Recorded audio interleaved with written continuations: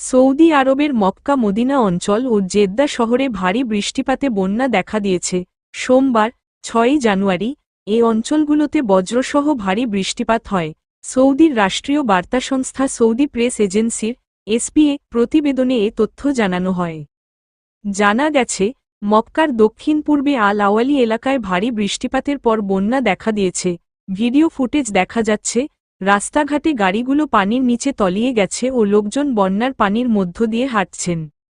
দেশটির national meteorological centre NMC পুরো সপ্তাহে হালকা থেকে মাঝারি ভারী বৃষ্টি, বজ্রপাত ও ধূলিঝড়ের পূর্বাভাস দিয়েছে। সৌদি আরবের পরিবেশ, জল ও কৃষি মন্ত্রণালয়ের তথ্য অনুযায়ী বদর প্রদেশের আল শাফিয়াতে সর্বোচ্চ ৪৯ মিলিমিটার বৃষ্টিপাত রেকর্ড করেছে। এরপর সর্বোচ্চ বৃষ্টিপাত রেকর্ড করা হয়েছে জেদ্দার আল বাসাতিনে, সেখানে ৩৮ মিলিমিটার বৃষ্টিপাত রেকর্ড করা হয়েছে। মদিনায় মসজিদে নববীতে ৩৬.১ মিলিমিটার ও কুবা মসজিদে ২৮.৪ মিলিমিটার বৃষ্টিপাত রেকর্ড করা হয়েছে। এদিকে আকস্মিক বন্যার কারণে জেদ্দা, মদিনায় রেড অ্যালার্ট জারি করা হয়েছে।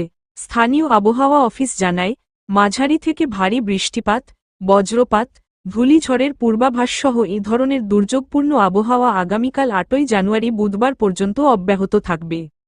গালফ নিউজ, আরব নিউজসহ বিভিন্ন সৌদি সংবাদমাধ্যমের খবরে বলা হচ্ছে, মদিনায় তীব্র বৃষ্টিপাত ও আকস্মিক বন্যার কারণে রাস্তাগুলো ছোট নদীতে পরিণত হয়েছে।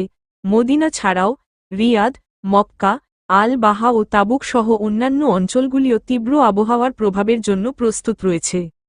উত্তর সীমান্ত, আল জুফ, হাইল, কাশিম ও পূর্ব অঞ্চল জুড়ে একই রকম পরিস্থিতির পূর্বাভাস দিয়েছে এনএমসি। মক্কার crisis and disaster management centre জনসাধারণকে, বিশেষ করে গাড়িচালক ও সমুদ্র সৈকতগামীদের সতর্ক অবলম্বন করতে এবং ঝুঁকিপূর্ণ এলাকাগুলি এড়াতে অনুরোধ করেছে। সূত্র, Saudi press agency, Gulf news, Arab news.